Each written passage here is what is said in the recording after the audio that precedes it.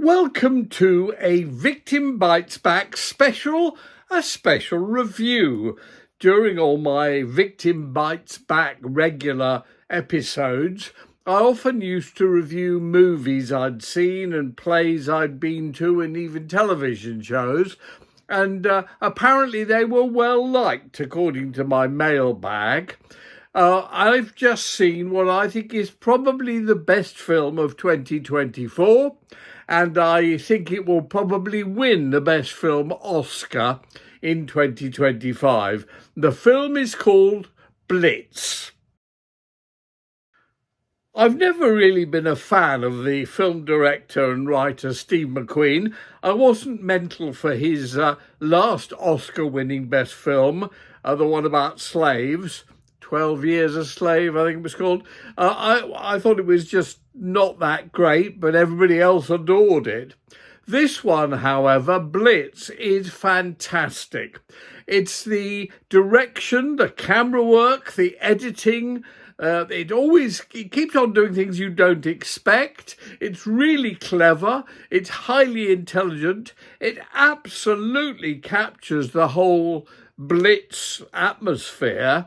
I'm sort of a baby who was born at the end of the Blitz, a 1944 baby, and the Blitz went on in 40, 41 and 42. My mum, in fact, drove an ambulance during the Blitz in the blackout here in London, and often told me of her experiences then. Must have been really frightening. Can you imagine driving around while bombs are falling all around you and having to collect people and ferry them to the hospitals and all the rest of it? And she was only a young girl at the time, in her 20s and all that. So this really, I think, captured what it was like to be in the Brits. It's so well done. The sets are fantastic. The camera work is stunning. The acting is great. No well-known actors, although quite a few of my favourite actors pop up in it. And actually, one of the reasons I wanted to see it is playing one of the roles, and actually doing it very well, is somebody from my old industry, the music industry, Paul Weller. Remember the Jam and all the other tracks that Paul Weller made? Some of them were terrific tracks, actually. But more of why I find him particularly interesting in a moment. My link to Paul Weller is rather strange.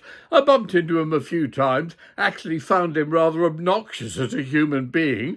But the reason I find him particularly interesting is he and Mick Hucknall of Simply Red were two of the victims of Surrey police before me, back in the year 2000.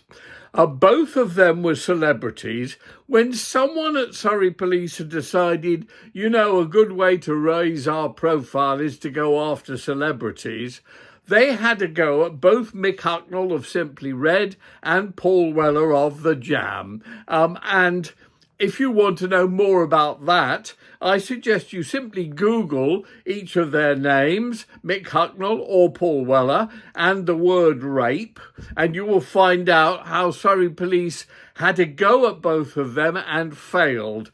They then had a go at me, and of course mine was much more easy to do because mine was essentially gay allegations of people of the same gender as me. Although I've never considered myself gay, I'm bisexual actually. But back then, both Mick Hucknall and Paul Weller were accused of heterosexual female rape. And it didn't succeed on either count. They had very good lawyers and I suspect were completely innocent of the false allegations against them.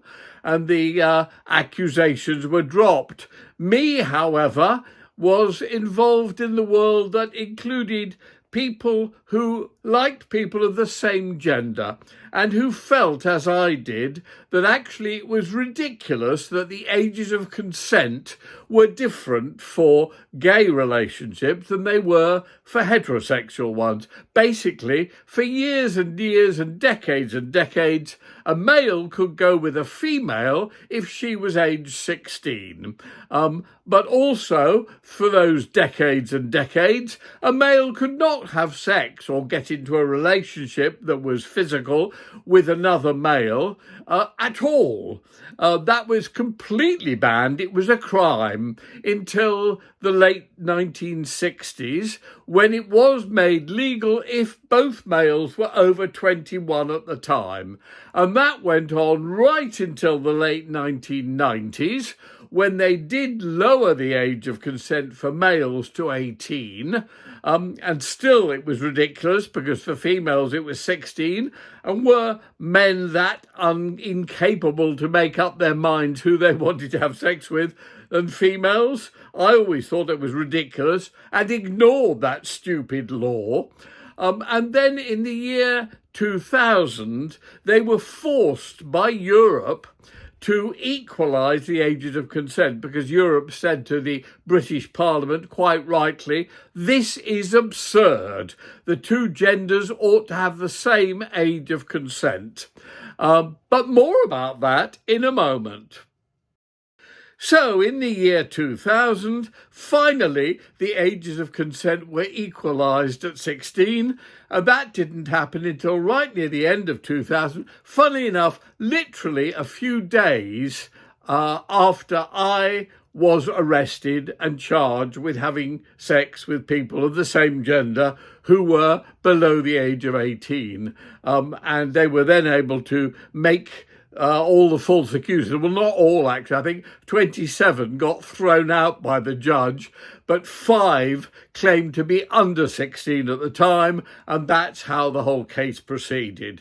So that's an interesting connection I have with both Mick Hucknall and Paul Weller, the Surrey police connection. They suffered, and I suffered as well. I suffered worse because my false allegations went to trial, and I was convicted and sent to prison for 7 years and spent 3.5 years in Her Majesty's luxury prison estate. And I'm still fighting, appealing against my wrongful convictions now, 23 years later. But Mick Hucknall and Paul Weller managed to escape any kind of prosecution and went on to continue their reasonably successful careers.